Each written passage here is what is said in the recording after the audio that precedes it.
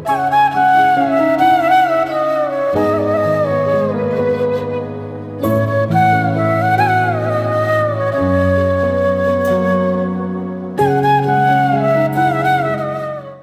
என்ன நாள்? கிறிஸ்துமஸ் நாள், ஏசப்பா பிறந்த நாள். உலகத்திலேயே ஒருத்தர் கூட மறுக்க முடியாத ஒரு சம்பவம். அது என்னன்னா இயேசு கிறிஸ்துவின் பிறப்பு. कोई नहीं कह सकता कि यीशु मसीह जन्म नहीं लिया, ऐसा कोई शक इसके ऊपर नहीं रख सकता है. அப்போ இயேசு கிறிஸ்துவினுடைய வருகை சந்தேகத்திற்கு அப்பால் பட்டது என்று என்ன பண்ணோம்? முதல்ல நம்ம புரிஞ்சுக்கணும். அது யாராக இருந்தாலும் சரி, அவர் கிறிஸ்தவராக இருந்தாலும் சரி, வேறு மதத்தினராக இருந்தாலும் சரி, அவர்கள் கிறிஸ்து வந்தார் என்பதை ஒத்துக்கொள்ள வேண்டும். ஏன் அப்படின்னா, நம்ம இயேசு சுவாமி வந்ததுக்கு அப்புறம் தான் நம்மளுடைய தேதிகளுடைய நிர்மாணமே ஆயிடுச்சு என்று சொல்லுகிறார். இல்லை, இன்னைக்கு எத்தனாம் தேதி? 25ஆம் தேதி தானே. 25ஆம் தேதி எப்படி வந்தது அப்படின்னா, இயேசு கிறிஸ்து பிறந்ததுலேருந்து தான் அவங்க என்ன பண்ணாங்க? கணக்கு பண்ணி இந்த 25ஆம் தேதி, ஒருவேளை இயேசு கிறிஸ்து 25ஆம் தேதி பிறக்காமல் இருந்திருக்கலாம், ஆனால் இயேசு கிறிஸ்து இந்த உலகத்திற்கு வந்தது உண்மை. இயேசு கிறிஸ்து உலகத்திற்கு வந்தது உண்மை என்றால் அவர் வருவதற்கு ஒரு காரணம் இருப்பதும் உண்மை இல்லையா? அப்போ ஒரு காரணம் இருந்துச்சு. அந்த காரணத்திற்கோசரம் என்ன பண்ணாரு? தேவன் மனுஷனை தேடி இந்த உலகத்திற்கு வந்தார். இன்னைக்கு நம்ம என்ன பார்த்தோம்னா என்ன பண்றாங்க? மனுஷர் கடவுளை தேடி போகிறாங்க தானே. எங்கெங்க கோயிலுக்கெல்லாம் போறாங்க, இல்ல ரொம்ப கஷ்டப்பட்டு போறாங்க, காலில் செருப்பு இல்லாமல் போறாங்க. சிலவங்க பார்த்தீங்கன்னா அவங்கள அடிச்சுக்கிட்டே போறாங்க, ரத்தம் ஒழுக போறாங்க. சிலவங்க துணி இல்லாமல் நடக்கிறாங்க. இந்த மாதிரி இந்த புண்ணிய ஸ்தலங்களுக்கு அவர்கள் நடந்தாலும் அவர்கள் கடவுளை தேடி ஒரு மலை மேலேயோ இல்லை வேற இடத்திற்கோ ஒரு நதிக்கோ அவர்கள் போகிறது இருந்தாலும் நம்மை தேடி ஒருவர் வந்தார். அதுதான் இங்கனுடைய விசேஷித்த தன்மை. என்னன்னா, நாம் கடவுளை தேடி போக வேண்டியதில்லை. ஏனென்றால் தேவன் நம்மை தேடி வந்திருக்கிறார். தேவன் நம்மை தேடி वंदिरकर हमको ढूंढ के जाने का जरूरत नहीं है, क्योंकि प्रभु ने हमें ढूंढा है और हमारे लिए आया है. அப்போ இயேசு கிறிஸ்துவனுடைய இந்த பிறப்புன்றது சரித்திரபூர்வமாக அது உண்மையும் சத்தியமானது. உலகத்தில் யார் இருந்தாலும் அதை என்ன பண்ணுவாங்க, அதை ஒத்துக்கொள்ள வேண்டிய. யாரும் இன்னைக்கு 25ஆம் தேதி இல்லைன்னு சொல்ல முடியாது. முடியுமா? யாரும் சொல்ல முடியாது இல்ல.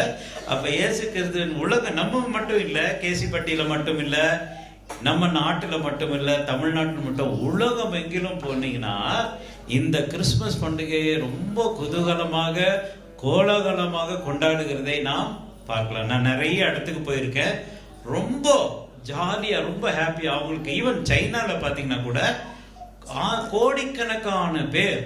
இது ஒரு 10 நாளைக்கு லீவு. 20ஆம் தேதி ஆரம்பிச்சா அடுத்த வருஷம் 4ஆம் தேதி தான் அவங்க என்ன பண்ணுவாங்க, ஃபுல்லா லீவு, பூரா தேசத்திலே லீவு. அந்த மாதிரி கொண்டாடுகிற ஒரு பண்டிகை. ஓகே, எனக்கு பிடிச்ச ஒரு கதை இருக்கு. அந்த கதை நான் உங்களுக்கு சொல்றேன். உங்களுக்கு ஒரு வீட்டில் ராத்திரி கணவன் மனைவி என்ன பண்ணிட்டு இருந்தாங்களா, தூங்கிட்டு இருந்தாங்க. ராத்திரி 3 மணிக்கு ஒரு சத்தம் கேட்டது. கதவு தட்டுகிற சத்தம். இவங்க பயந்துட்டாங்க. ராத்திரி 3 மணிக்கு யாரு வருவா? இருந்தாலும் என்ன பண்றது, தட்டிக்கிட்டே இருக்கிறதுனால இவங்க போய் என்ன பண்ணாங்க, கதவை திறந்தாங்க. திறந்து பார்த்தா ஒரு பெரிய ஆச்சரியம். அவர்களுடைய தூரத்து சொந்தக்காரர் ஒருத்தர், எத்தனையோ வருஷத்துக்கு முன்னாடி பார்த்த ஒருத்தர் இன்னைக்கு அவங்க வீட்டு முன்னாடி நிற்கிறார். எத்தனையோ வருஷத்துக்கு முன்னாடி அவரை ஞாபகம் கூட இல்லை. இப்போ பார்க்கும்போது வயசாயிருச்சு அவருக்கு, தாடி வச்சிருக்காரு, முடி சரியில்லை, துணியெல்லாம் கந்தை துணி, கையில் ஒரு பெரிய மூட்டை, இதெல்லாம் வச்சுட்டு வீட்டுக்கு முன்னாடி நிற்கிறாரு. இவங்களுக்கு என்ன பண்ணுறதுன்னு தெரியல. என்ன பண்ணணும், வீட்டுக்கு கூப்பிடணும் தானே, உறவினர் அவரு. அதனால என்ன பண்ணாங்க, அவரை கூப்பிட்டு வீட்டில் ஒரு மூளையில் உட்கார வச்சுட்டாங்க. இங்கே உட்காந்துக்கோங்க அப்படின்ட்டாங்க. ராத்திரி 3 மணிக்கு அவர் அங்கே என்ன பண்ணிட்டாரு, படுத்துக்கிட்டார். கவனமாக கேட்குறீங்க தானே? படுத்துக்கிட்டார். அப்போ காலையில் 7 மணி ஆனோடனே இவங்க என்ன பண்ணுறாங்க, டீ குடிக்கணும்ல. டீ குடிக்கிறதுக்கு இவங்க எல்லாம் நல்ல பால் ஊற்றி ஹார்லிக்ஸ் போட்டு எல்லாரும் ஹஸ்பண்ட் அண்ட் ஒய்ஃபு குடிக்கிறாங்க. ஆனால் அந்த வயசானவருக்கு இருக்குல்ல, பழைய கஞ்சி இருக்கு, பழைய நேற்று பண்ணுன்னு கெட்டு போன டீ ஒன்று இருந்தது. அந்த டீ எடுத்து என்ன பண்ணாங்க, அது சூடும் ஆக்கல, அப்படியே இருந்தாங்க குடிங்கன்னு கொடுத்துட்டாங்க. இவருக்கு பார்த்தோன்னு பயங்கர ஷாக்கு.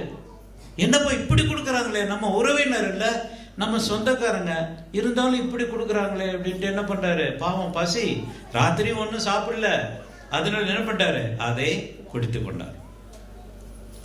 காலையில் டிஃபன் சாப்பிடணும், இவங்க என்ன பண்ணாங்க, நல்லா மசாலா தோசை சுட்டு சாப்பிட்டாங்க. ஸ்மெல்லாம் வருது, அருமையா வருது ஸ்மெல்லு. ஆனா இவருக்கு என்ன கிடைச்சது தெரியுமா, பழைய கஞ்சி. பழைய கஞ்சி வச்சு உப்பும் போடல, அப்படியே என்ன பண்ணிட்டாங்க, அவங்க கொடுத்துட்டாங்க. இவங்களுக்கு இந்த ஆளுக்கு பயங்கர வருத்தம், நம்மளை இப்படி பார்க்குறாங்களே அப்படின்னு சொல்லி வருத்தமான ஒரு கம்ப்ளைண்ட்டும் சொல்ல, பேசாம குடிச்சாரு. மத்தியான சாப்பாடும் அதே மாதிரி பண்ணாங்க, பழைய சாப்பாடு போட்டாங்க, ஆனாலும் ஒன்றும் அவர் சொல்லவில்லை. கடைசியில் மத்தியானம் 1 மணி சாப்பிட்டதுக்கப்புறம் அவர் என்ன சொன்னார், நான் போயிட்டு வரேம்மா, நான் போயிட்டு வரேன், ரொம்ப நன்றி, நீங்கள் நான் நல்லா பார்த்துக்கிட்டீங்க, நன்றி, என்னை வீட்டில் இடம் கொடுத்தீங்க, நன்றி அப்படின்னு சொல்லிட்டு என்ன பண்ணிட்டாரு, அவர் போயிட்டார். அப்பா இந்த அம்மாவுக்கு அப்போ தான் இருந்துச்சு, அப்பா விட்டுதுப்பா, போயிட்டாருப்பா, ரொம்ப சந்தோஷம் அப்படின்னு சொல்லி என்ன பண்ணாரு, வீட்டை கதை முடிந்தாங்க. திடீர்னு பார்த்தா அவர் அந்த கதவை திறந்து பார்த்தா அந்த மூட்டை அவருக்கு அங்கேயே இருக்குது. ஐயோ, இதை விட்டுட்டு போயிட்டாரு. அந்த மூட்டை கொஞ்சம் நல்லா பெட்டிக்கிட்டீங்கன்னா பரவாயில்ல, இது அழுக்கான மூட்டை, ரொம்ப பெரிய மூட்டை, அழுக்கான மூட்டை. இவங்களுக்கு ரொம்ப டென்ஷன் ஆயிடுச்சு. ஒருவேளை பாம்பு இருக்குமோ, ஒருவேளை பாம்பு இருக்குமோ, ஏதாவது வந்திருக்குமோ அப்படின்னு சொல்லி பயங்கர டென்ஷனு. அப்புறம் அவங்கள ஹஸ்பண்டை கூப்பிட்டு, வாங்க திறந்து பார்க்கலாம் என்ன இருக்குது அப்படின்னு சொல்லி திறந்து பார்த்தா பயங்கர ஆச்சரியம். உள்ள ஃபுல்லா 500 ரூபா நோட்டால் கட்டுக்கட்டா நோட்டு நிறைஞ்சிருக்குது. அதுக்குள்ள ஒரு லெட்டர் எழுதியிருக்குது. என்ன எழுதிருக்கு தெரியுமா, எனக்கு சொந்தக்காரங்க யாருமே இல்லை, நான் என்னுடைய சொத்தையும் வித்துட்டு நீங்க கஷ்டப்படுறீங்கன்னு எனக்கு நான் நினைச்சு உங்களுக்காக இந்த காசை நான் என்ன பண்ணேன், கொண்டு வந்தேன். ஆனா இவங்க எப்படி ட்ரீட் பண்ணாங்க, எப்படி ட்ரீட் பண்ணாங்க, இவ்வளவு கோடி கோடியான ஒரு பணத்தை கொடுக்கும்படியாக அவங்கள தேடி வந்தவங்களை இவங்க எப்படி ட்ரீட் பண்ணாங்க அப்படின்னு பார்த்தா ரொம்ப மோசமா ட்ரீட் பண்ணாங்க. இல்ல, அவங்க மனசு அவங்களுக்கே ரொம்ப கஷ்டமா போயிடுச்சு.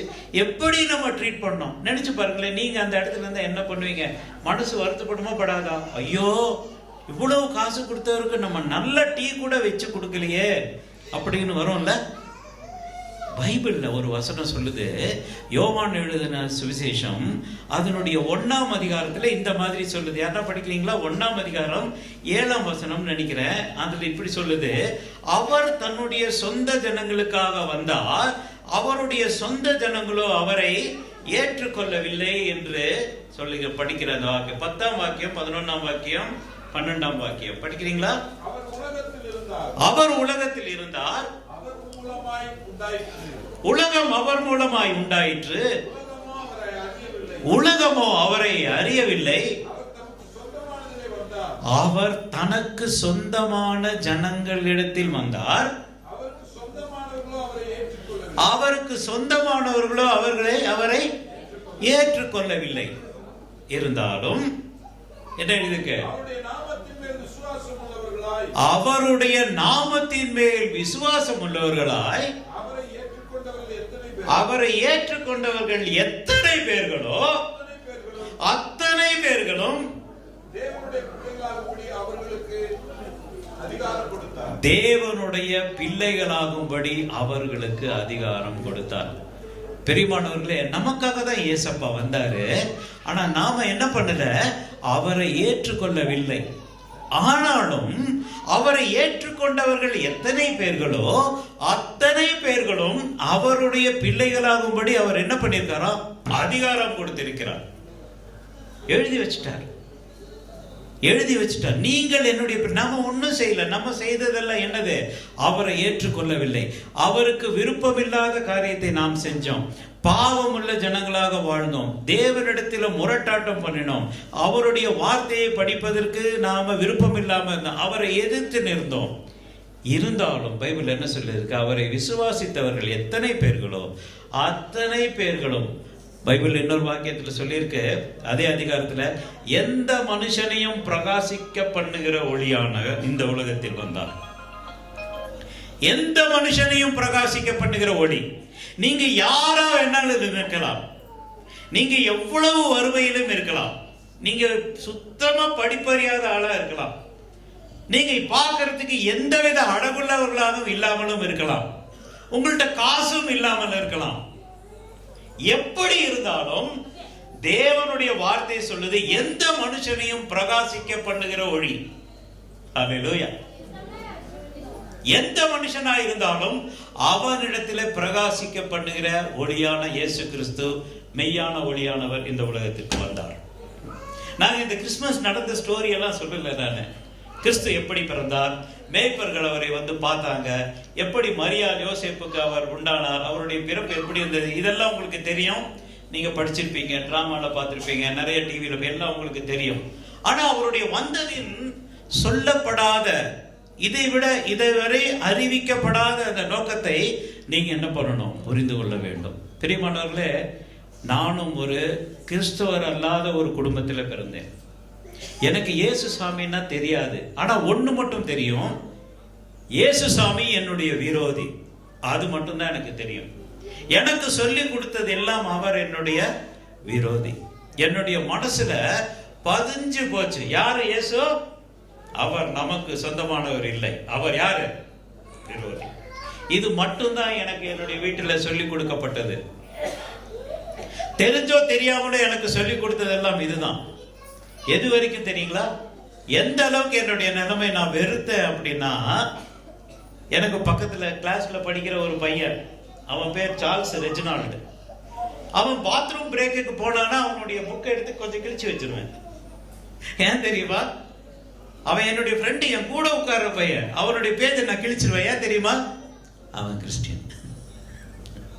அவன் எனக்கு எந்த தீங்கும் பண்ணல, அவன் எனக்கு எதுவுமே பண்ணல, எனக்கு உதவிதான் செய்வான். ஆனாலும் அவனுக்கு விரோதமாக மனசுல எனக்கு இருந்தது. இயேசு எனக்கு எல்லாவற்றையும் விட அதிகமான விரோதியாக இருந்தார். எது வரைக்கும் தெரியுங்களா? அவர் எந்த மனுஷனையும் பிரகாசிக்க பண்ணுகிற ஒளி அப்படின்னு எனக்கு சொன்னாங்க யாரோ ஒருத்தங்க இந்த மாதிரி மீட்டிங்ல. நான் அதை ரொம்ப பரிதாபமான நிலையில் இருந்தேன். பாவத்துல மூழ்கி இருந்தேன். கெட்ட பழக்கங்கள் என்னை அடிமைப்படுத்தினது. Bad habits enslaved me. என்னால விடுவிக்க முடியல. நான் அழுதேன், எல்லாம் பண்ணி பார்த்தேன், ஆனா எனக்கு விடுதலை இல்லை. அப்போ இந்த மீட்டிங்ல சொன்னாங்க, இயேசு சாமியினுடைய வாழ்க்கையில் வந்தா உனக்கு விடுதலை கொடுப்பார்கள் என்று சொன்னாங்க. என்ன பண்ண தெரியுங்களா? ஒரு சான்ஸ் இயேசுவுக்கு கொடுக்கலாம். அவர் என்னுடைய விரோதி தான் இருந்தாலும் அவருக்கு ஒரு சான்ஸ் நான் கொடுப்பேன் என்று சொல்லி அன்னைக்கு ராத்திரி முதலாவதாக நான் ஜெபித்தேன். நான் ஜெபிக்கிறப்ப இயேசுன்னு ஜெபிக்கல, யாரு உண்மையான கடவுளாக இருந்தாலும் எனக்கு சொல்லுங்க, நான் அவரை பின்பற்றுவேன் என்று சொல்லி என் மனசுக்குள்ள நின்று கொஞ்சம் உதட்டல சொன்னேன். உங்களுக்கு நடந்தது என்ன தெரியுமா? பரிசுத்த ஆவியானவருடைய பிடித்தல் என்கிட்ட வந்துச்சு. என்னை பிடிச்சுக்கிட்டார். நான் கர்த்தருக்கு முன்னாடி, கடவுளுக்கு முன்னாடி நான் எவ்வளவு பாதகனாக இருக்கிறேன், எவ்வளவு பாவியாக இருக்கிறேன்னு ஒரு சினிமா படத்துல வர்றது மாதிரி எனக்கு கர்த்தர் காமிச்சார். எது வரைக்கும் காமிச்சார் தெரியுங்களா? நான் கடையில தக்காளி திருடினது கூட காமிச்சார். 35 பைசாக்கு ரவை வாங்கிட்டு, ரவை அம்மா உப்புமா பண்றதுக்கு வாங்கிட்டு வாடாங்க, வாங்கிட்டு வந்துட்டு கொடுத்தாங்க. காசு கேட்டாரு. அங்கிள் எப்பவோ கொடுத்துட்டேன், நான் வந்தோடனே அதான் கொடுத்தேன். நான் காசு எங்க இருந்தது? பாக்கெட்ல தான் இருந்தது. ஆனா நான் கொடுக்கல. என்ன பண்ணேன்? பொய் சொன்னேன். என்னுடைய பக்தி என்னை மாற்றவில்லை. எனக்கு பக்தி இருந்தது, பயங்கர பக்தி இருந்தது, செம்ம பக்தி. ஆனாலும் என்னுடைய செயல்ல அது இல்லை, உண்மை இல்லை, நீதி இல்லை, அன்பு இல்லை, எது கடவுளுக்கு எது ஒத்து வருமோ எதுவுமே இல்லாத ஒரு சூழ்நிலை. கர்த்தர் எல்லாத்தையும் எனக்கு காமிச்சார். என்ன தெரியும், என்ன பண்ண தெரியுங்களா? சின்ன பிள்ளையை போல நான் அழுதேன். இப்போ காலேஜில் படிச்சுட்டு இருக்கேன். நான் சின்ன பிள்ளையை போல நான் அழுதேன். ஆண்டவரே, இயேசுவே, எனக்கு தெரிஞ்சிருச்சு நீங்க தான் உண்மையான தெய்வம் என்று எனக்கு தெரிஞ்சிருச்சு. இனி நான் உங்களுடைய வார்த்தையை கீழ்ப்படிவேன். என்னை மன்னிச்சிருங்களே. எனக்கு இந்த பாவத்தினுடைய பாரம் எனக்கு தாங்க முடியலையே. ஐ cannot bear. இது என்னால் தாங்க முடியலையே, என்னை மன்னிச்சிருங்கன்னு சொல்லி அந்த வார்த்தையில எனக்கு எவ்வளோ மணி நேரம், 9 மணிக்கு நான் ஆரம்பிச்சிருப்பேன். காலையில் வரைக்கும் நான் ஜெபிச்சேன். எவ்வளோ நேரம் ஜெபிச்சேன், எப்படி நேரம் போச்சுன்னே தெரியல. ஆனால் கண்ணீர் மட்டும் வந்துக்கிட்டே இருந்தது. அப்போ நான் கர்த்தரெடுத்து அடுக்கிட்டு எனக்கு தெய்வம் இயேசு சுவாமின்னு தெரிஞ்சதுக்கு அப்புறம் அறிக்கையிட்டு ஜெபிச்சுக்கிட்டே இருந்தப்போ கர்த்தர் அவருடைய வார்த்தையின் மூலமாக என்கிட்ட பேசினார். என்ன சொன்னார்? மகனே, என்னை மகனே என்று அழைத்தார். மகனே, உன்னுடைய பாவங்களை நான் உனக்கு மன்னிக்கிறேன். இன்னைக்கு உனக்கு ரட்சிப்பு கிடைத்தது என்று சேவன் சொன்னார். அன்னையிலிருந்து என்னுடைய வாழ்க்கை முற்றிலும் மாறிட்டுதுங்க. சும்மா யாரோ ஒருத்தங்க சொல்லி, யாரோ ஒருத்தங்க எனக்கு காசு கொடுத்து, யாரோ ஒருத்தங்க சொல்லி மாற்றினார்கள் என்பதில்லை. தேவன் என்னோட கூட இடைப்பட்டார். பிரியமானவர்களே, அவர் தனக்கு சொந்தமான ஜனங்களாகிய நம்மிடத்திலே வந்தார். நாமோ நம்மளுடைய முதுகை அவரிடத்துல காட்டினோம். அவரை ஏற்றுக்கொள்ள மனசில்லை. கடவுள் அல்லாத காரியங்களை நாம ஆராதித்தோம், அவங்களை கும்பிட்டோம். ஜீவனுள்ள தேவனை நாம் விலக்கி போட்டோம். வாழ்க்கையை மாற்றுகிற தேவனை நாம் விலக்கி கொண்டு இருக்கிறோம். பெரியமானவர்களே, இயேசு சுவாமி பைபிள்ல சொல்லியிருக்கு, நாம் அத்தனை பேர்களும் பாவிகளாய் இருக்கையில் அவர் நம்மை தேடி வந்தார். நம்ம ஸ்கிட்ல பார்த்தோம் இல்ல, நம்ம நல்லவங்களா இருக்கிறப்ப இல்ல, நாம் அவர் மேல அன்பு வச்சதுனால இல்ல, நாம் பாவிகளாய் இருக்கையிலே, நாம் அக்கிரமக்காரராய் இருக்கையிலேயே நம்ம என்ன பண்ணணும்? இயேசு கிறிஸ்து நமக்காக வந்தார் என்று பைபிள் சொல்லுது. நாம பாவத்திலே பிறந்தோம். எல்லாருடைய வாழ்க்கையிலும், எல்லாருடைய சரீரத்திலும், மனசுலையும் பாவம் இருக்குது. யாருக்காவது நினைச்சு பாருங்க, நம்ம மத்தியில் இருக்க ஒரு சின்ன குழந்தைக்கு நீங்க பாவம் பண்ண சொல்லி கொடுத்துருப்பீங்களா? வாமா, இன்னைக்கு நான் சொல்லி கொடுக்குறேன், இன்னைக்கு எப்படி போய் சொல்லணும்னு உனக்கு ட்ரைனிங் கொடுக்குறேன் நம்ம சொல்லி கொடுத்துருக்கோமா? யாராவது அம்மாக்கள் சொல்லி கொடுத்துருக்கீங்களா? அம்மா சொல்லி கொடுத்துருக்கீங்களா உங்க பிள்ளைக்கு? இல்ல உங்க சொல்லி கொடுக்க போறீங்களா? வாமா, இன்னைக்கு திருடுறது எப்படின்னு கத்து கொடுக்குறேன் உனக்கு. சொல்லி கொடுத்தீங்களா? இல்லை. ஆனா பிள்ளைங்க திருடுதா? பிள்ளைங்க பொய் சொல்லுதா? பிள்ளைங்க கோவப்படுதா? அநியாயம் பண்ணுதா? கீழ்ப்படியாம இருக்குதா? எஸ், எல்லாமே பண்ணது. ஏன்?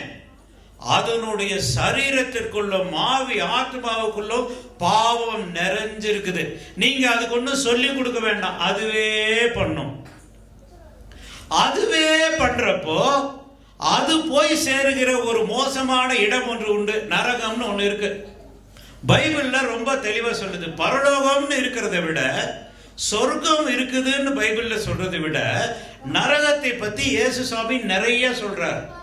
ஏன் அப்படி சொல்றாருன்னா, நம்ம யாரும் அங்க போக கூடாது என்ற அவருடைய அன்புனால நரகத்தை பத்தி சொல்லுகிறார். அப்போ இந்த சுபாவம் இருக்கிறப்போ, இந்த பாவ சுபாவம் நம்ம கிட்ட இருக்கிறப்போ, பாவம் மன்னிக்கப்படாம இருக்கிறப்போ, நம்ம போவதெல்லாம் எங்க போவது தெரியுங்களா? நதியில அடித்து கொண்டு போகிற ஒரு பிணம் மாதிரி நம்ம போவோம். பாவத்தில செத்து போனவர்கள் அவர்கள் திசைகளை தேடி போக முடியாது, அவர்கள் கரையில ஒதுங்க முடியாது. நீங்கள் விருப்பப்பட்டு கரையில வந்தாதான் நீங்க கரையில வர முடியுமே தவிர, செத்து போன பிணம் எங்க போய் சேருமோ அதே மாதிரி அடித்து கொண்டு போயிருக்கிற பிணம் மாதிரி நம்ம இருக்கோம். இதிலிருந்து, இந்த வெள்ள போக்கத்திலிருந்து உங்களை காப்பாற்றணும்னா யாராவது ஒருத்தர் உங்கள் நூலை, ஒரு குச்சியை, ஒரு கம்பியை, இல்ல ஒரு கவுரை என்ன பண்ணும்? உங்களிடத்துல வீச வேண்டும். நீங்கள் அதை பிடித்துதான் கரையில வர வேண்டும். பிரியமானவர்களே, நாமை ரட்சிக்கும்படியாக இயேசு கிறிஸ்து இந்த உலகத்தில் வந்தார் என்பது மெய்யா இருக்கிறது என்று பைபிள் சொல்லுது. பைபிள் இன்னொரு வாக்கியம் இருக்குது, 1 தீமோத்தேயுல, இயேசு கிறிஸ்து பாவிகளை ரட்சிக்க வந்தார். ஒருவேளை இயேசு கிறிஸ்து கடன்களை போக்க வந்தார்னு சொன்னார்னு வச்சுக்கோங்க. இயேசு கிறிஸ்து வந்தது எதுக்குன்னு கேட்டா, அவர் கடன்களை போக்க வந்தார். அப்படின்னா யாருக்கு கடன் இருக்கோ அவங்க போவாங்க இல்லையா? கடன் இல்லாதவங்க, பணக்காரங்க போவாங்களா? போக மாட்டாங்க. ஒருவேளை அவர் படித்தவர்களுக்காக படிக்காதவர்களுக்காக வந்தார்னா படிக்காதவங்க போவாங்க, படிச்சவங்க போக மாட்டாங்க. ஆனா எல்லாருக்கும் பொதுவான ஒரு காரியம் இருக்குது, அதுக்காக இயேசு வந்தார். அது என்னது? பாவிகளை ரட்சிக்க கிறிஸ்து இயேசு உலகத்தில் வந்தார். இந்த உலகத்தில் எல்லாரும் பாவிகள். நீங்களும் தப்பு செஞ்சிருக்கீங்க, நானும் தப்பு செஞ்சிருக்கிறேன். எல்லாரும் பாவம் செய்து தேவ மகிமை, தேவன் நமக்காக வச்சிருந்ததை நாம் இழந்து போனோம். இதனுடைய முடிவு நரகம். பாவத்தின் சம்பளம் நரகம் என்று பைபிள் சொல்லுது. இயேசு சாமி வந்தது ஏதோ நம்ம கிறிஸ்துமஸ் கொண்டாடணுன்றதுக்காக இல்லை, அவர் நம்முடைய பாவத்தை மன்னிக்க வந்தார். நம்முடைய பாவத்தை அவர் தன் மேலே ஏற்றுக்கொண்டார். நினைச்சு பாருங்க, எல்லாரும் சொல்றாங்க, எல்லா மதத்தினரும் எல்லாரும் சொல்றது என்னன்னா, பாவங்களை உங்களுக்கு பாவம் மன்னிக்கிறோம், நீங்க நல்லா இருப்பீங்க அப்படின்னு தான் எல்லாரும் பெரிய பெரிய மத குருக்கள் எல்லாம் சொல்லி கொடுக்குறாங்க. ஆனா அதனுடைய விலையை எடுப்பது யார்? உதாரணத்துக்கு நான் ஒரு கேள்வி கேட்கிறேன். என்கிட்ட ஒரு லேப்டாப் இருந்ததுன்னு வச்சுக்கோங்க. அந்த லேப்டாப் முன்னாடி காலத்துல எல்லாம் புக் பண்ணணும், 2.5 லட்சம் ரூபா. தெரியும்ல, லேப்டாப்பு கம்ப்யூட்டர் 2.5 லட்சம். அந்த லேப்டாப்பு நான் ஒரு தடவை வேலை செஞ்சிட்டு இருக்க, ஒரு போன் வந்ததுன்னு போனேன்னு வச்சுக்கோங்க. ஒரு சின்ன பிள்ளை வந்து அந்த லேப்டாப்பை தள்ளி விட்டு லேப்டாப் உடஞ்சு போச்சு. இப்ப அதை ஒட்ட வைக்க முடியாது, அது சரியாகாது. எவ்வளவு வேலை? 2.5 லட்சம். இந்த புள்ள நடுங்குது, ஐயோ நான் உடைச்சிட்டனே அப்படி நடுங்குது. எனக்கும் நடுக்கும், இவ்வளவு பெருசு உடஞ்சு போச்சே, வேலையெல்லாம் நிக்குமே, 2.5 லட்சம் ஆச்சு, இதை சரி பண்ண முடியாது என்ற நடுக்கும். அந்த புள்ள என்ன சொல்லுது தெரியுங்களா? சின்ன புள்ள, அங்கிள் ஐ எம் சாரி. நான் என்ன பண்ண முடியும்? சரிம்மா போ. ஆனா இது போகன்னு சொல்லி அந்த பிள்ளையோட அந்த தப்பை நான் மன்னிச்சிட்டேன்னா என் லேப்டாப் திரும்பி வருமா? வந்துருமா? வருமா? மன்னிச்சுட்டேன், புள்ள போயிருச்சு, எல்லாம் சரியாச்சு, லேப்டாப் திரும்பி வருமா? வராது. அதற்கு விலை கொடுத்து வாங்க வேண்டும். இயேசு சாமி இதை தான் செஞ்சார். நம்ம எல்லாருடைய பாவத்தையும் மன்னித்து இருக்கிறேன்னு சொல்லிட்டு எல்லாரும் பரலோகத்துக்கு போங்கன்னு ஈஸியா சொல்லி இருக்கலாம். ஆனா செய்த பாவங்களுடைய விளைவு எங்க போகும்? செய்த பாவங்களுடைய விளைவு அது இயேசு கிறிஸ்துவை சிலுவையிலே ஏற்றியது. உங்களுக்காக தன்னுடைய ஜீவனையே விலைக்கரையமாக கொடுத்தார். சிலுவை இல்லாத கிறிஸ்மஸ் அது கிறிஸ்மஸ் இல்லை. இயேசு வந்ததே மனுஷனுடைய பாவங்களை தன் மேல் எடுக்கிறதுக்கு. ஆமென், ஹல்லேலூயா. நம்ம எல்லாரையும் ரட்சிக்கும்படியாக, நம்ம எல்லாரையும் ஐயா பாடினாங்கள்ல, பாவங்கள் போக்கவே சாபங்கள் நீக்கவே பூலோகம் வந்தார் ஐயா. அவர் வர்றதுக்கு ஒரு நோக்கம் இருந்தது. அந்த நோக்கத்தை 3.5 வருஷத்துல நிறைவேற்றி முடித்தார். 3.5 years. மனுஷனால ஒரு நாளும் செய்ய முடியாததை அவர் 3.5 வருஷத்துல சிலுவையில செத்து ரத்தத்தை சிந்தி பிராயச்சித்தமாக நீங்கள் சாக வேண்டிய இடத்திலே அவர் தன்னுடைய ஜீவனை கொடுத்து பலியாக மரித்தார். அங்கெல்லாம் போட்டீங்கன்னா பெங்களூர்ல எல்லாம் அந்த பக்ரீதுக்கெல்லாம் ஆடு வெட்டுவாங்க, பெரிய பெரிய கடா வெட்டுவாங்க. ஏன் கடா வெட்டுறாங்கன்னு யோசிச்சு பார்த்துருக்கீங்களா? தெரியல. கடா வெட்டுறது, கடா எதுக்கு வெட்டுறாங்கன்னா, அந்த ஊர்ல இருக்கிற செய்யப்படுகிற பாவங்கள் எல்லாம் என்ன பண்ணணும், எல்லாத்தையும் எடுத்து அந்த கடா மேல போட்டு அதை குளிக்க வச்சு மாலை போட்டு கடைசியில் என்ன பண்ணிடுவாங்க, ஒரே வெட்டு, ஒரே வெட்டா வெட்டணும். அதுல பாவம் என்ன பண்ணும், ரத்தம் எல்லாம் அப்படியே போகணும், அப்பத்தான் பாவங்கள் மன்னிக்கப்படும் சொல்லி எல்லாம் நம்புறாங்க. பிரியமானவர்களே, நம்முடைய பாவத்திற்கு கடா மரித்தால் சரியாகாது, ஆடும் மாடும் செத்தால் அதுக்கு சரியாகாது. மனுஷனுக்கு இணை மனுஷனாக மனுஷன் மரிக்க வேண்டும். நாம் செய்த மனுஷர்களாக செய்த பாவத்திற்காக தேவன் மனுஷனாக இந்த உலகத்திற்கு வந்தார். ஏன்னா தேவன் தேவனாக மனுஷனாக சாக வேண்டும், அப்போதான் நம்மளுடைய பாவம் போகும் என்பதற்காக பூலோகத்தை விட்டு பரலோகத்தை விட்டு பூமிக்கு அவர் வந்தார். அப்போ கிறிஸ்துமஸ் கொண்டாடுறப்போ 3 விதமான கிறிஸ்துமஸ் கொண்டாட்டம் இருக்கும். 3 விதமான கிறிஸ்துமஸ் கொண்டாட்டம் நல்லா ஞாபகம் வச்சுக்கோங்க. முதலாவது அவருக்கு விரோதிக்கிற கிறிஸ்துமஸ் கொண்டாட்டம், கிறிஸ்துவுக்கு விரோதமான கொண்டாட்டம். அது கொண்டாட்டம் இல்லை, அது விரோதம். பைபிள்ல சொல்லியிருக்க. ஏரோது ராஜா எதிர்த்து நின்றார். நிறைய பேர் அவர்களுடைய சீஷர்கள், அவருடைய சேவகர்கள் இந்த இயேசுவினுடைய பிறப்பிற்கு எதிர்த்து நின்றார்கள். பிள்ளையை கொல்ல பார்த்தார்கள். இயேசு யாருன்னு கண்டுபிடிக்க முடியாதப்போ 2 வயசுக்கு கீழே இருக்கிற எல்லா பிள்ளைகளையும் கொன்று போட்டார்கள். அந்த ராஜா எல்லா பிள்ளைகளையும் கொண்டு போட்டான். 2 வயசுக்கு கீழே இருக்கு. அழிக்க பார்க்கிற ஜனங்கள், இயேசு சுவாமிக்கு விரோதமாக இருக்கிற ஜனங்கள். 2வது ஏற்றுக்கொள்கிற ஜனங்கள். இயேசு சுவாமியை தன்னுடைய வாழ்க்கையில் ஏற்றுக்கொண்டு அவர் கொடுக்கிற ஆசீர்வாதத்தை வாங்கி எல்லாவற்றையும் நான் இயேசுக்காக வாழ்வேன், எனக்கு பரலோகம் போகணும் அப்படின்றதுக்காக தன்னுடைய வாழ்க்கையை ஒப்பு கொடுக்கிற ஜனங்கள். ஒருவேளை இந்த இடத்துல நிறைய ஜனங்கள் அந்த மாதிரி இருக்கலாம். ஆனா 3வது ஒரு ஜனங்க இருக்காங்க. இந்த ஜனங்கள் தான் ரொம்ப டேஞ்சரஸான ஃபேஸ்ல வாழ்கிறவர்கள். லூக்கா 2ஆம் அதிகாரத்தில் எழுதியிருக்கு. லூக்கா 2ஆம் அதிகாரம் அதனுடைய 7ஆம் வசனம் நினைக்கிறேன். அவள் தன் முதல் பேரான குமாரனை பெற்று சத்திரத்திலே அவர்களுக்கு இடமில்லாதிருந்தபடியால் பிள்ளையை துணிகளில் சுற்றி முன்னணியில் கிடத்தினாள். இங்கே ரொம்ப பைபிள் ரொம்ப அழகா சொல்லுது, சத்திரத்தில் இடமில்லாதிருந்தபடியால். ஆக்சுவலி இப்படி சொல்லியிருக்கலாம், சத்திரத்தில் அவர்களுக்கு இடம் கொடுக்கப்படாததினால். சத்திரத்தில் அவங்களுக்கு என்ன இடம் கிடைக்கல. ஏன்னா ஒரு குழந்தை பிறக்கும் போது அதனோடு கூட தொந்தரவுகள் நிறைய இருக்கும். குழந்தை பிறக்கும், குழந்தை அழுகும், இல்ல அந்த மேனேஜருக்கு நிறைய வேலை இருக்குது. எல்லாத்தையும் பார்த்துக்கணும், எல்லாத்துக்கும் சாப்பாடு கொடுக்கணும், எல்லாத்துக்கும் டீ கொடுக்கணும், தண்ணி வரலாம்பாங்க, சுடு தண்ணி வரலாம்பாங்க, அவங்களுக்கு பில்லு போட்டு கொடுக்கணும். எல்லா வேலையும் அந்த சத்திரத்தினுடைய ஓனருக்கு இருந்தது. இதை வச்சுக்கிட்டு இந்த பெண் தன்னுடைய குழந்தையை இங்கு பெற்றெடுத்தால் என்னுடைய சத்திரம் கெட்டு போகும் என்பதற்காக என்ன பண்ணல, அவன் கொடுக்கவில்லை. அவன் விரோதிச்சானா அப்படின்னு பாத்தீங்கன்னா, அந்த மரியாளுக்கும் யோசேப்புக்கும் விரோதமாக நின்னான்னு பாத்தீங்கன்னா, அவன் விரோதமாக நிற்கவில்லை. அவன் விரோதிக்கல.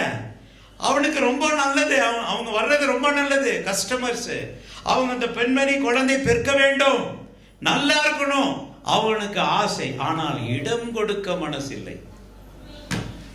பைபிள்ல ரொம்ப சொல்ல, பைபிள்ல அவனை கூட குற்றமா சொல்லல, அவன் கொடுக்கவில்லைன்னு எழுதியிருந்திருக்கலாம் இல்ல. யோசேப்பு மரியாளும் ரொம்ப கேட்டு பார்த்தாங்க இடம், அவன் கொடுக்கவே இல்லை அப்படின்னு பைபிள் எழுதியிருக்கலாம். ஆனா பைபிள் அப்படி சொல்ல, சத்திரத்தில் இடம் இல்லாதிருந்தபடியால் பிள்ளையை சுற்றி முன்னணியில் கிடத்தினார்கள். பிரியமானவர்களே, இதுதான் ரொம்ப டேஞ்சரஸ் ஆனது. எப்படின்னா, இயேசுவுக்கு விரோதமும் இல்லை, இயேசுவை ஏற்றுக்கொள்வதும் இல்லை. அப்படியே போகட்டும், எப்படி இருக்குதோ ஸ்டேட்டஸ் கோ அப்படியே போகட்டும். நாங்கள் சபைக்கு வருவோம், நாங்கள் ஆராதனையில் பங்கெடுப்போம், முடிஞ்ச 10 ரூபா காணிக்கையும் போட்டுருவோம். ஆனால் நாங்கள் முழுசாக எங்களுடைய வாழ்க்கையை நாங்கள் ஒப்பு கொடுக்க மாட்டோம். அந்த ராஜாவுக்கு எங்களுடைய வாழ்க்கையில ஆளுகை கிடையாது என்று சொல்லி இருக்கிறவர்கள் இயேசுவுக்கு விரோதமாக இருக்கிறார்கள். ஒருவேளை நீங்க இயேசுவை வெறுக்காம இருக்கலாம், ஆனா உங்களுக்கு தெரியுமா, நீங்கள் வெறுக்காமையே அவரை விரோதிக்கலாம். சத்திரத்தில் இடம் இல்லை. சத்திரத்தில் இடம் இருக்குதா? இப்ப உள்ள சத்திரம் என்னன்னு தெரியுமா?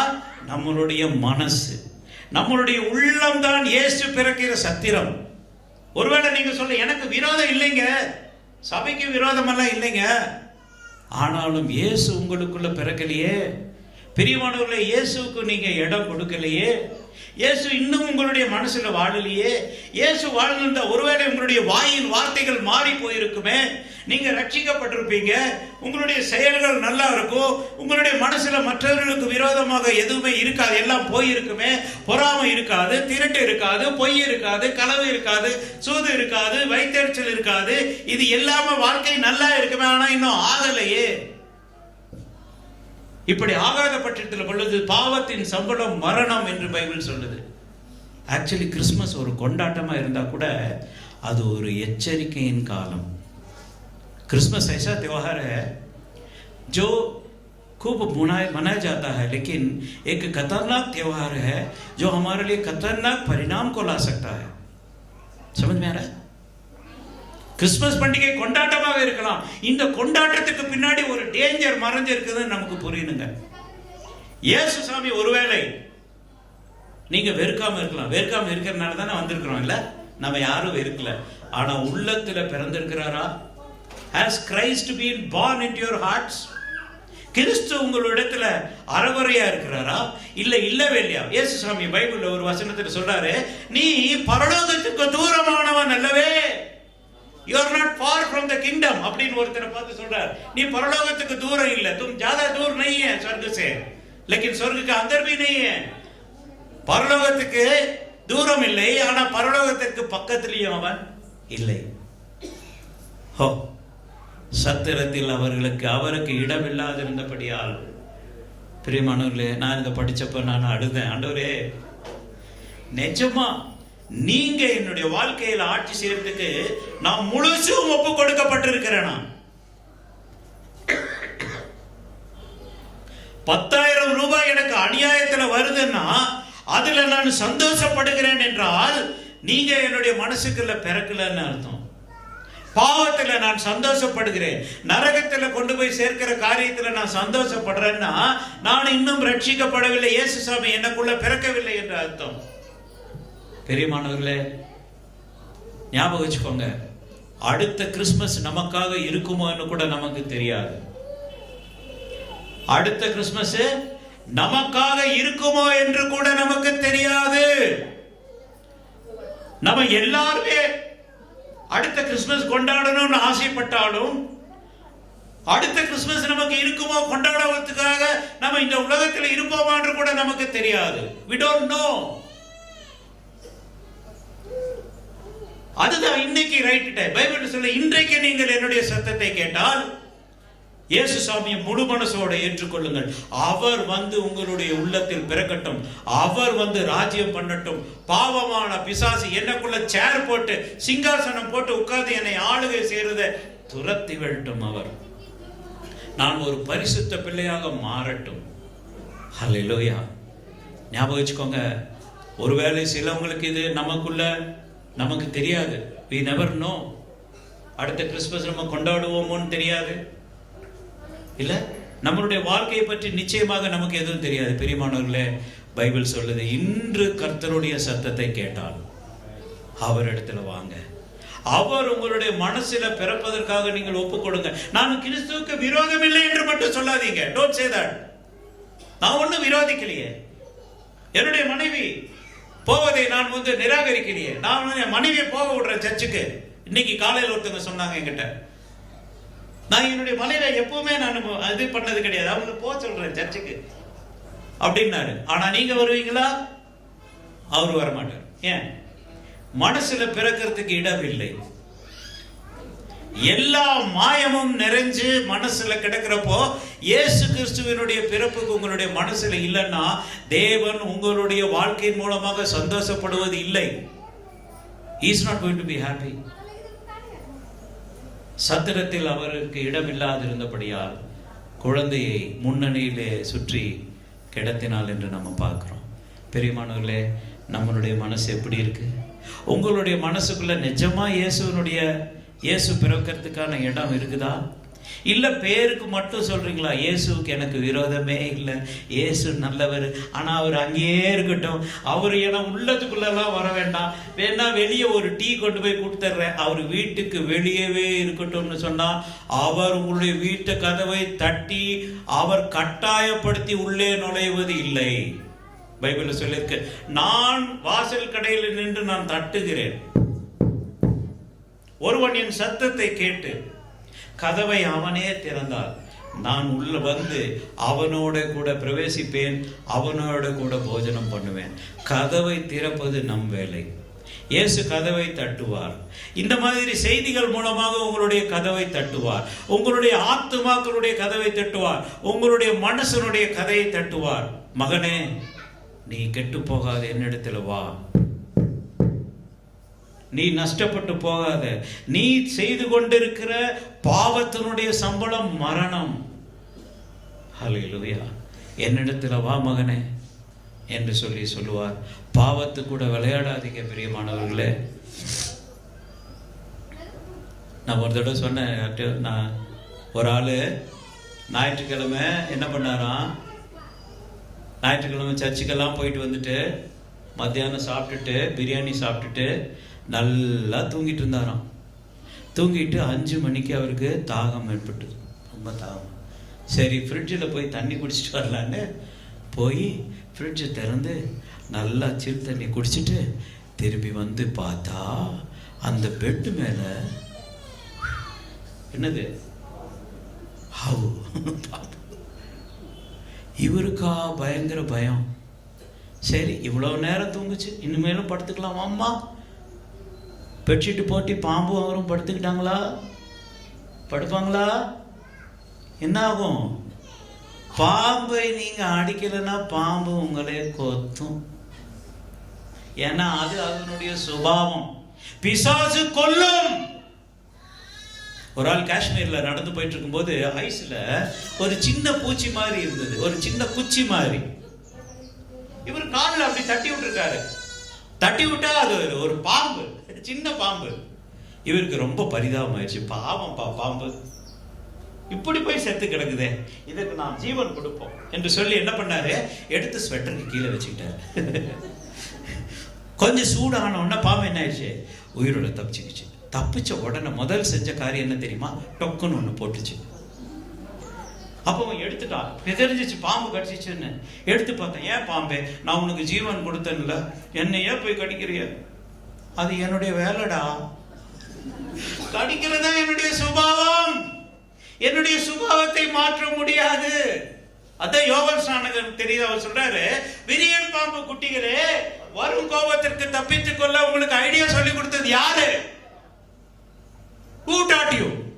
வர கோபத்திற்கு, உங்கள் மேல வருகிற நியாய தீர்ப்புக்கு, உங்களுக்கு தப்பிக்கிறதுக்கு ஆராதனை செஞ்சு தப்பிச்சுக்கலாம், காணிக்க போட்டு தப்பிச்சுக்கலாம், இப்படி பண்ணி தப்பிச்சுக்கலாம், அப்படி பண்ணி தப்பிச்சுக்கலாம்னு ஐடியா சொன்னது யாரு? யோவான் கேட்கிறாரு, விரியன் பாம்பு குட்டிகளே, வரும் கோபாகிரிக்கு தப்பித்துக் கொள்ள உங்களுக்கு வகை காட்டினவன் யார்?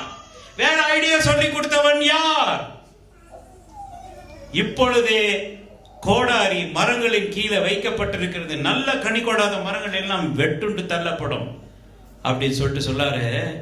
எனக்கும் அதிகமாக ஆவியிலே ஞானஸ்நானம் பெற்றிருக்கிற ஒருவர் வருகிறார், அவர் உங்களுக்கு அக்கினியினாலே ஞானஸ்நானம் கொடுப்பார்.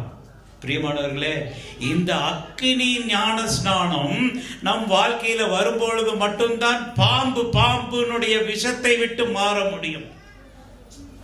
இன்னைக்கு எல்லா கிறிஸ்டியன்ஸ் மனம் திரும்புறாங்க. நிறைய பேர் சர்ச்சில் கூட எனக்கு பயங்கர வருத்தம், ஏன்னா அவங்க நிஜமாவே மாறல. அவங்களுடைய மனம் திரும்புதல் பாம்பின் மனம் திரும்புதல்.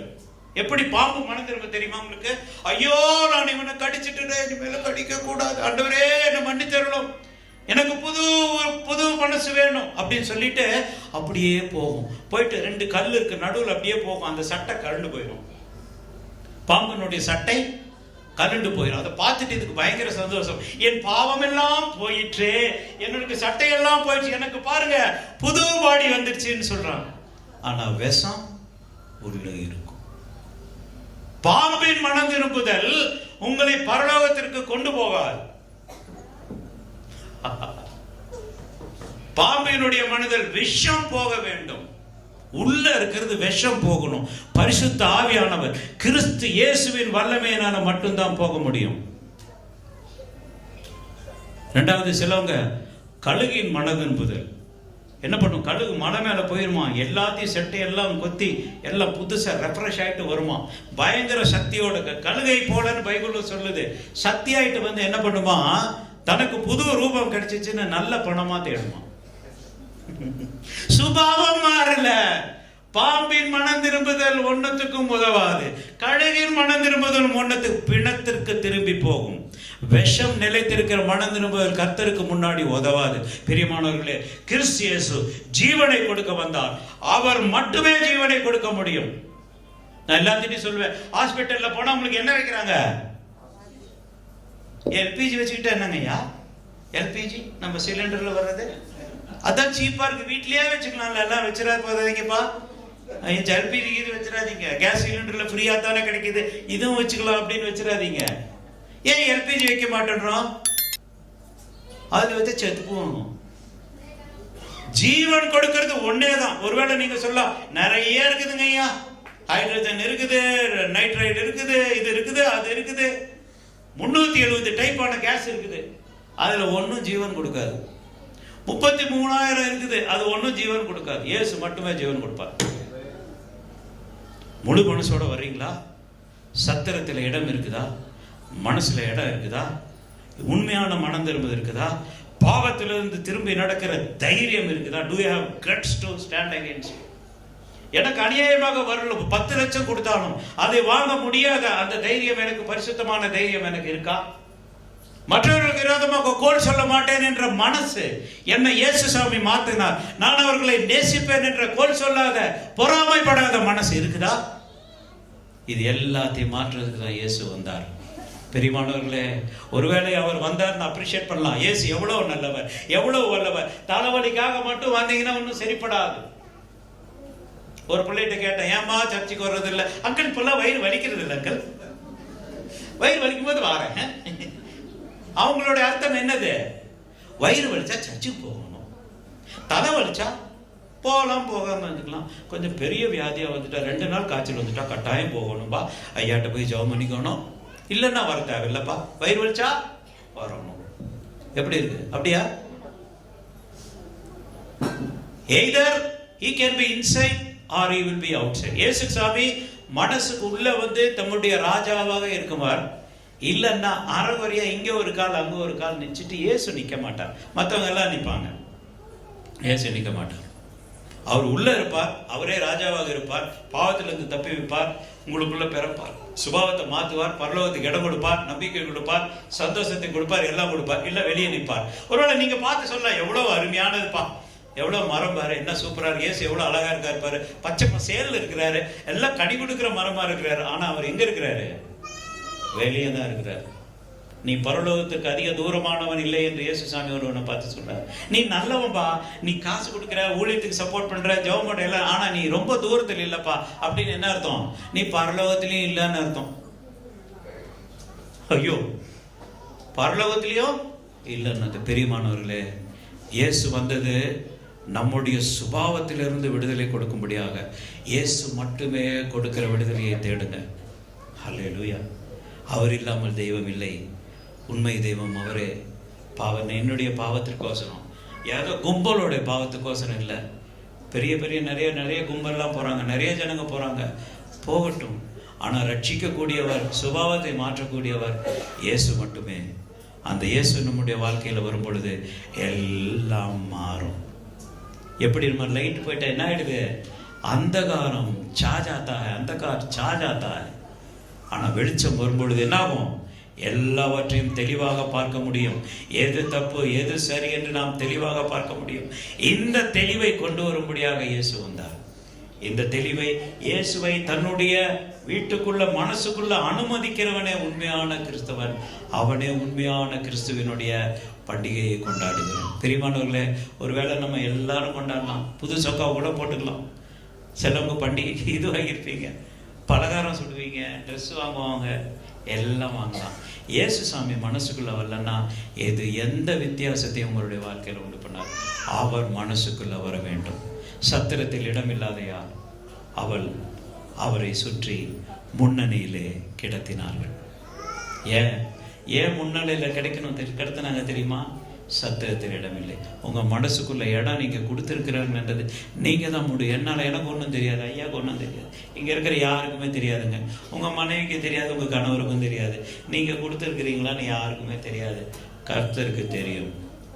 ஹல்லேலூயா.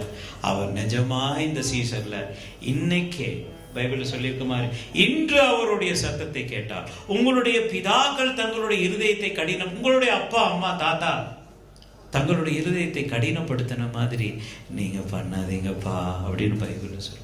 ஏன்? இதனுடைய விளைவு ரொம்ப கம்பீரமானது, ரொம்ப சீரியஸானது. அந்த விளைவுகள், அந்த மோசமான விளைவுகளிலிருந்து நாம் தப்பித்து கொள்ளும்படியாக இயேசு வந்தார். இயேசு மோட்சத்தை தருகிறார், பரலோகத்தை நமக்காக தருகிறார். நம்முடைய பாவங்களை தன்மேலே ஏற்று சிலுவையில் மரித்தார். சிலுவையின் மூலமாக மட்டும்தான் ரட்சிப்பு. ஏன்னா அங்கே மட்டும்தான் நம்மளுடைய பாவத்துக்காக ஒருத்தர் பரிகாரம் செலுத்தினார். சிலுவை இல்லாத இடம் ஒன்றுமே இல்லை, அது எம்டி. பெரியமானவர்களே, நம்முடைய மனசில் கொடுப்பீங்களா? இயேசு சாமியை பற்றி அவருடைய வசனத்தை படிப்பீங்களா? அவரை உள்ள ஏற்றுக்கொள்வீங்களா? அப்போ நிஜமாவே உண்மையான சந்தோஷமும் சமாதானமும் வரும். ஏரோது எதிர்த்தான், மேய்ப்பர்கள் வந்தார்கள், ஞானிகள் வந்தார்கள் இல்லை. ஆனால் ஏரோதனுடைய சேவையர்கள் ரெண்டு பக்கமும் இல்லை. அவங்க வந்து பார்த்துட்டு போனாங்க, பார்த்து கண்டுபிடிச்சிட்டாங்க ஏசு எங்கே பிறந்திருக்கிறாருன்னு. ஆனாலும் என்ன பண்ணல, அவரை ஆராதிக்க அவர்கள். அந்த மாதிரி நம்ம இருக்க வேண்டாம். இயேசு நம்ம உள்ளத்தில் பிறக்கட்டும். நிஜமாக பிறக்கும் பொழுது பரலோகத்தினுடைய சந்தோஷம் உங்களுக்கு வரும். ஹல்லேலூயா. அந்த சந்தோஷம் பரிசுத்த பிதாவாகிய தேவன் நம்ம எல்லாத்துக்கும் கொடுக்கணும்னு நான் உங்களை வாழ்த்துகிறேன். இந்த சீசன் அந்த ஆசீர்வாதத்துக்காக